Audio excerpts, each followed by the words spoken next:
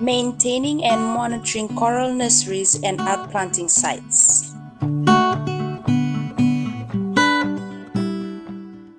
Maintaining the coral nursery involves checking on the structures regularly. This may include checking for cable ties that may have become loose ropes, and anything that seems out of place.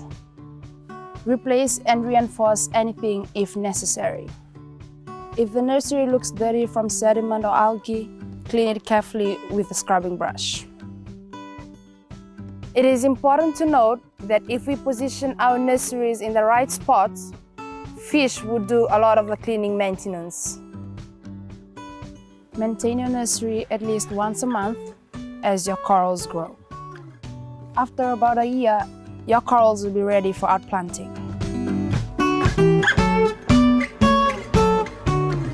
Monitoring coral nurseries.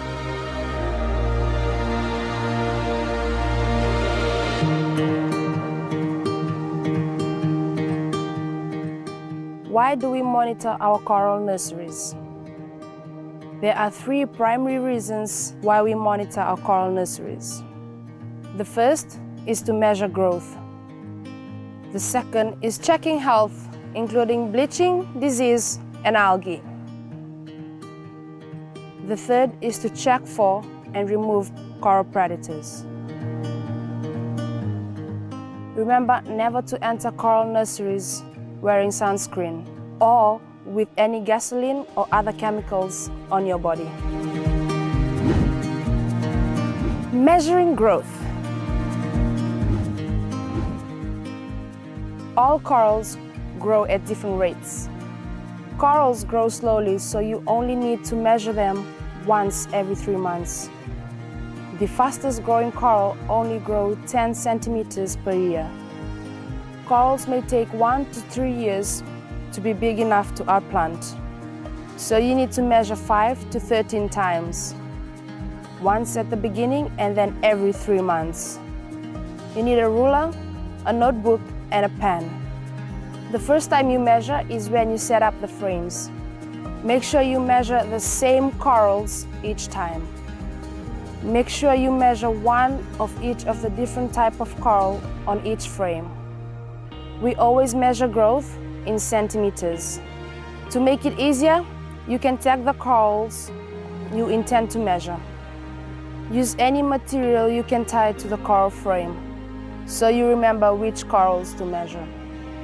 Have one person in the boat with a notebook and pen, and one person in the water with a ruler.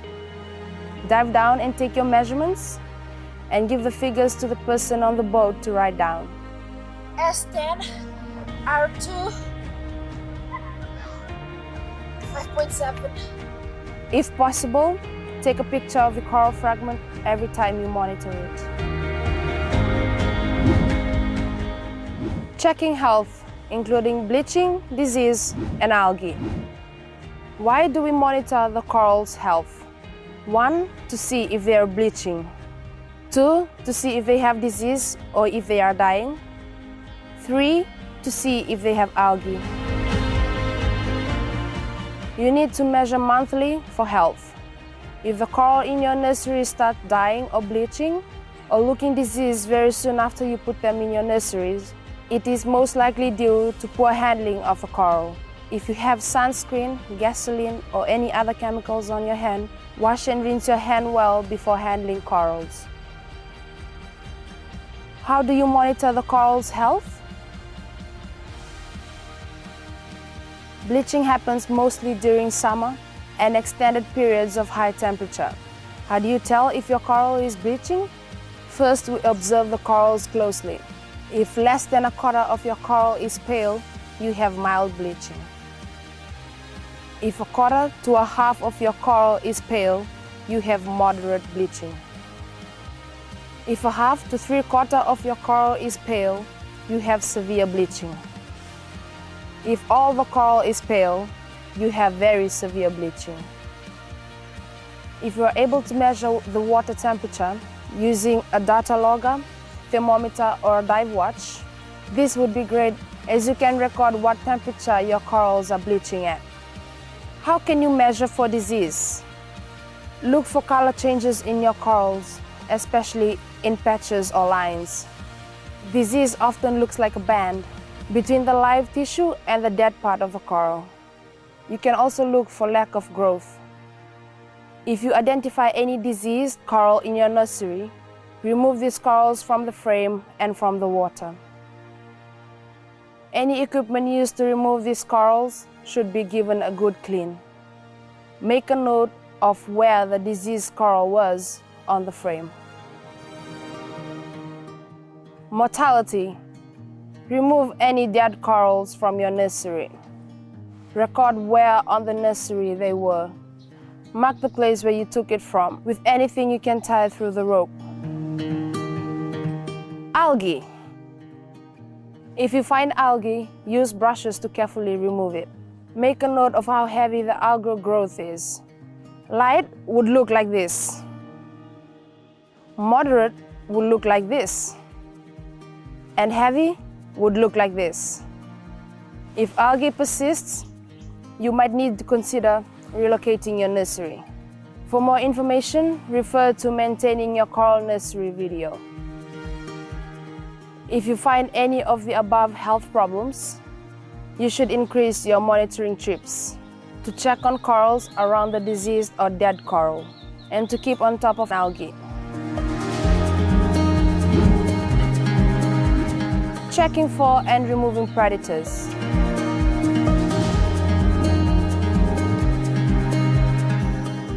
Look for Jupeller snails, crown of thorns starfish, butterfly fish, and parrotfish. For snails, we look for the animal itself or evidence of any snail damage. If you find them, remove and kill the snails. If you find any crown of thorns starfish, you need to remove them. To do this safely, use a spear like this. Always be careful not to touch the upper spiky side. We remove them from the water and let them dry out on land. This is the safest way to kill them. It's always a good idea to note how many coral predators you've destroyed. Record the type and number of predators, which corals they targeted, and on which frames. Butterfly fish and parrotfish will eat the coral if there's no other coral around. You may see signs of butterfly fish and parrotfish damage. The only way to fix this is to move your nursery to a location with less of these fish.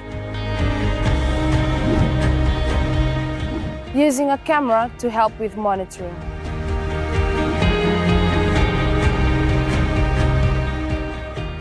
To monitor your coral nurseries most effectively, it's great to have an underwater camera. If you have a camera, you can use this to help with monitoring each month. To monitor your A-frame, take a photo of both sides. Position yourself in the center and shoot straight on. Take a photo from exactly the same position each time. To monitor your table, divide each table in half and take a photo of each half from above. Remember to take each photo in the same position each time. To monitor your ropes, divide each rope in half and take a photo of each half from above. Remember to take each photo in the same position each time. Record fish, coral recruits, and anything else in and around the coral nursery. This may include fish returning to the nursery, animals returning to the seafloor, and any other observations you think are important. Remembering to take a photo of as many of these things as possible, not only to help with monitoring, but to share your work with others.